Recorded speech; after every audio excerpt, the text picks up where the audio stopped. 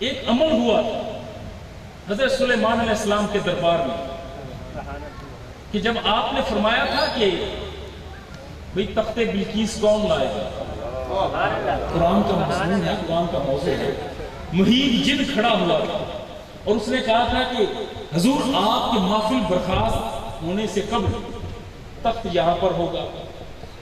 تخت پڑا ہے 1000 میل کی دوری پر، اور آپ نے اسے کہا تھا بیٹھ جاؤ، اتنی دیر بیٹھ جاؤ، بٹھا دیا۔ پھر فرمایا تھا کون ہے کوئی اور جو لا سکے؟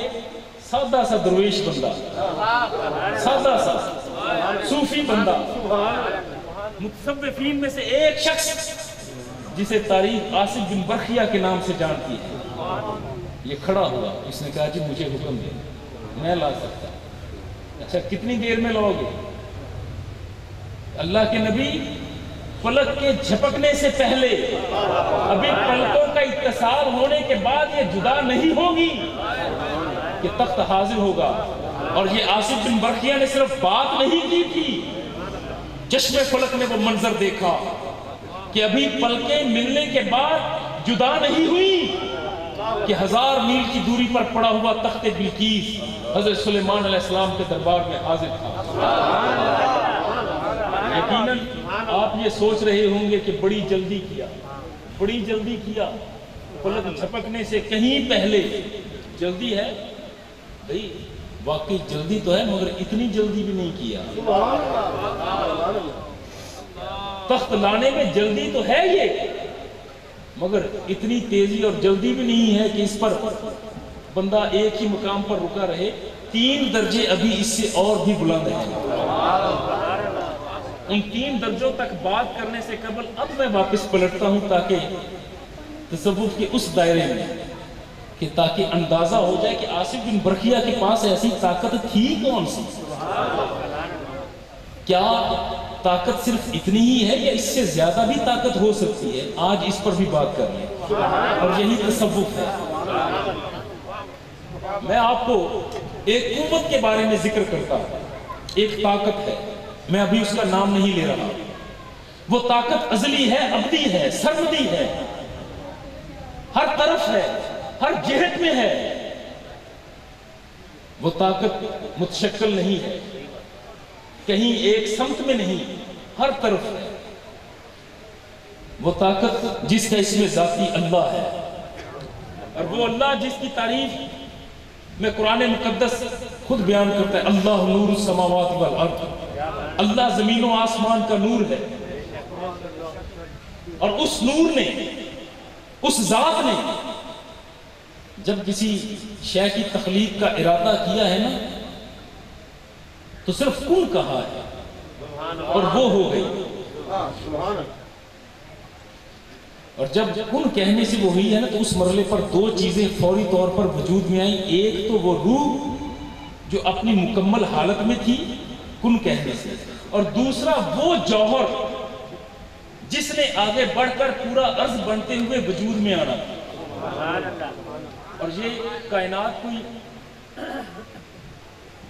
1 2 4 لمحات میں نہیں، حالانکہ رب چاہتا تو کائنات لمحوں میں ترتیب پاتی اور اسی صورت میں جیسے آج ہے، مگر اللہ رب العزت نے زمین و آسمان کو بنانے کے لیے 6 دنوں میں ترتیب دیا ہے، اور وہ 6 دن ہمارے زمینی نہیں ہیں، وہ آفاقی 6 دن ہیں، جس کے بارے میں قرآن بتاتا ہے کہ ایک دن 50,000 سال کا ہے۔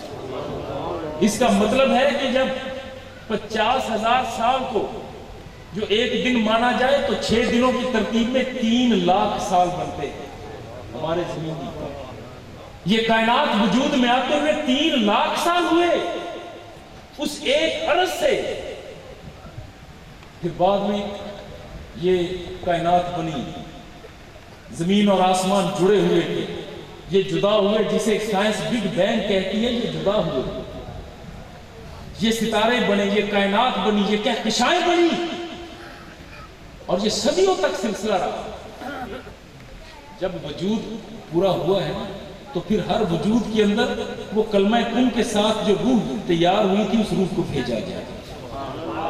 ہر وجود میں، جب آپ کہتے ہیں نا ہر وجود میں، تو آپ کے ذہن میں سوال ابھرتا ہے تو کیا ان پتھروں کے اندر بھی روح ہے؟ بھئی یہ بھی نباتات ہیں، جمادات ہیں، حیوانات ہیں. ہر وہ تخلیق جو خلق ہوئی ہے، جو کلمہ کن سے بنی، اس میں روح موجود ہے. اے بندگان خدا، ہر مخلوق کی حیات الگ ہے، موت الگ ہے. پتھروں کی، پہاڑوں کی حیات الگ ہے، موت الگ ہے. پتھروں کی حیات یہ ہے کہ یہ ایک دوسرے کے ساتھ اس کے سارے اجزاء جڑے رہیں، وزن میں رہیں، مضبوط رہیں، اور ان کے اندر روح وجودی ہوتی ہے. اسی لیے تو حضور نے فرمایا تھا کہ میں مکہ کے اس پتھر کو جانتا ہوں. جب میں چلتا تھا تو وہ مجھ پر درود و سلام کے نذرانے پیش کرتا تھا. کیا وہ پتھر بولتا تھا؟ وہ پتھر نہیں بلکہ پتھر کے اندر موجود پیش کرتی. ابو جہل آیا تھا، ہاتھ کو پیچھے کیا، مٹھی بند ہے، اور کہا تھا کہ مجھے بتاؤ میری مٹھی میں کیا ہے. تو مصطفیٰ نے یہ کہا تھا کہ میں بتاؤں یا وہ خود بولے جو تیری مٹھی میں ہے. حالانکہ ان کنکریوں کی زبان نہیں، ان کے کان نہیں. انہوں نے سنا کیسے؟ انہوں نے بولا کیسے؟ بات یہ ہے کہ کلام ان کنکریوں نے نہیں بلکہ ان کنکریوں کے اندر موجود روحوں نے کیا. روح نے جب کلام کیا، اس روح ہر مرحلے پر روح کے اندر ایک سر اور اضافہ ہوتا چلا جاتا ہے. جمادات میں جو روحیں ہیں یہ اسے روح وجودی کہتے ہیں. اسی روح وجودی کے اندر ایک سر اور شامل کیا ہوتا ہے جو نباتات میں ہوتی ہے، اسے کہتے ہیں روح حیاتی. روح وجودی کے ساتھ روح حیاتی ہوئی تو یہ درخت، ان کے اندر وہ روح حیاتی بھی ہے، روح وجودی بھی ہے، ان کی زندگی ہے، یہ سانس لیتے ہیں.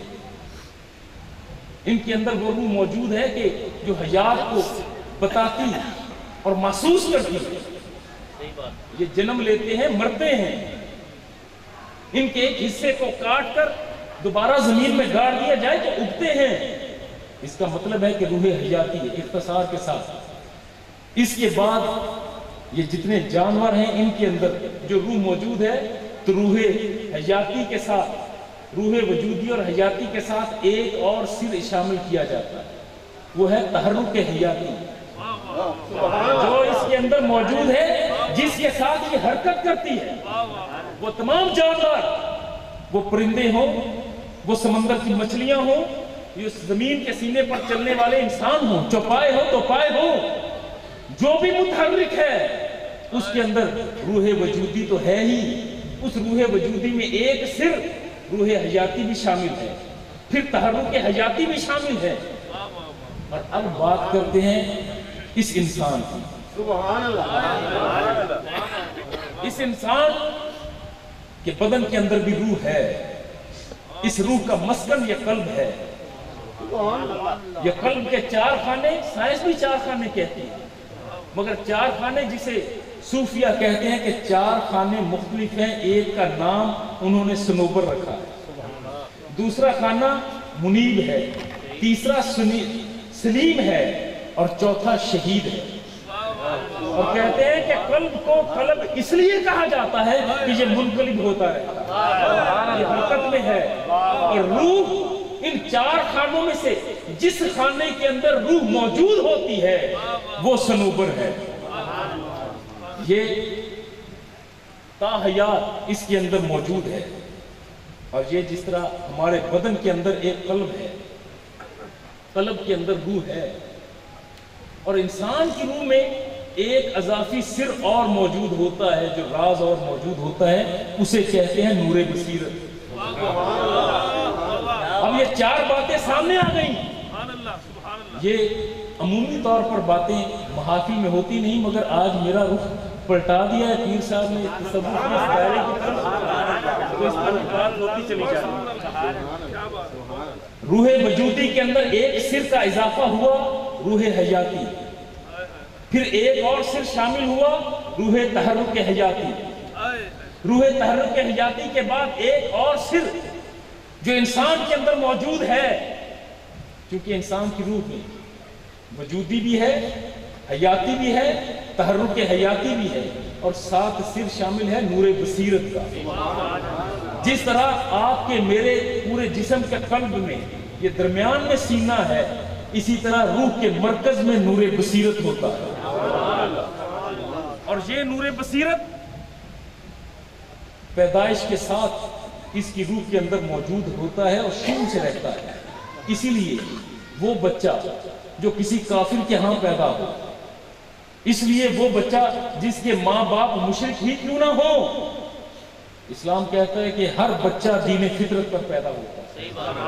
بچہ کافر یا مسلمان نہیں، وہ دین فطرت پر، اس لیے کہ اس کے اندر نور بصیرت ہے، اس کے اندر اس وقت تک وہ نور جو آگے بڑھ کر حلت و حرمت کو پہچاننے کی صلاحیت سے مالا مال ہوگا، جو جان رہا ہوگا۔ اب جو ہی یہ بچہ بالغ ہوتا ہے، اب میں منزل کے قریب آپ کو لے جا رہا ہوں، جو ہی بچہ بالغ ہوتا ہے اب یہ دو کام کرتا ہے، یا تو وہ عمل کرے گا جو اس طاقت کے خلاف ہے جس طاقت نے کلمہ کن کہا تھا، اور وہ طاقت اللہ کی طاقت ہے، وہ نور اللہ کا نور۔ اگر تو اس کے حکموں کے خلاف یہ عمل شروع کر دے گا تو پھر اس کی اس نور بصیرت کے اوپر ایک ظلمت کے تہ اور پردہ جڑتا چلا جاتا ہے، ظلمت کا، اندھیرے کا ایک پردہ، دوسرے گناہ پر دوسرا پردہ، تیسرے گناہ پر تیسرا پردہ، حتیٰ کہ اس ظلمت کی اتنی تہیں بنتی ہیں کہ نور بصیرت اس اندھیرے کے اندر دب جاتا ہے، ختم نہیں ہوتا، تاحیات رہنا ہے، دب جاتا ہے۔ اور پھر اس کی سیاہی سب سے پہلے اثر کرتی ہے تو قلب پر کرتی ہے، دل سیاہ ہوتا ہے۔ جب دل سیاہ ہوتا ہے تو پھر گناہ کو گناہ نہیں مانا جاتا، پھر وہ گناہ کرنے والا گناہ میں لذت محسوس کرتا ہے۔ اور اگر اب اس کے مخالف بات ہے، نور بصیرت، اگر یہ شخص وہ کام کرے جو اس ازلی ابدی سرمدی قوت کے حکموں کے مطابق کام ہے، جس سے وہ راضی ہوتی ہو وہ قوت جس کا اس میں ذاتی اللہ ہے، وہ راضی ہوتی ہو قوت، تو پھر ہوتا کیا ہے، اسی نور بصیرت میں وسعت اور قوت آتی ہے۔ ایک اچھے کام پر کچھ بڑھا، اگلے اچھے کام پر وسعت اور آئی، حتیٰ کہ یہ نور بصیرت اس قدر قوت پکڑتا ہے، طاقت پکڑتا ہے کہ اس کی روشنی قلب پر آتی ہے اور دل منور ہوتا ہے۔ جب دل منور ہو جائے تو پھر بندہ سر کی آنکھوں کا محتاج نہیں رہتا، پھر سر کے کانوں کا محتاج نہیں رہتا، پھر یہ ہوتا یہ ہے کہ بیٹھا زمین پر ہوتا ہے مگر لوح محفوظ پر پڑی تحریر میں لکھی تحریر کو پڑھ لیتا، چلتا زمین پر ہے مگر عرش پر ہونے والی ہر چل کو محسوس کرتا ہے۔ پھر نور بصیرت اس قدر وسعت پاتا ہے کہ اس کا دل روشن ہے۔ اب یہ ہوتا مدینہ میں ہے، مدینہ کے منبر پر ہے، اور یا ساریت الجبل کہتا ہے، 1000 میل کی دوری پر حضرت ساریہ عمر فاروق کی آواز کو سن لیتے ہیں۔ پھر یہ نور بصیرت اس قدر وسعت اور قوت پاتا ہے کہ پھر یہ بندہ جہاں پر بھی ہو آنکھیں بند کرتا ہے تو دیکھ پھر بھی رہا ہو۔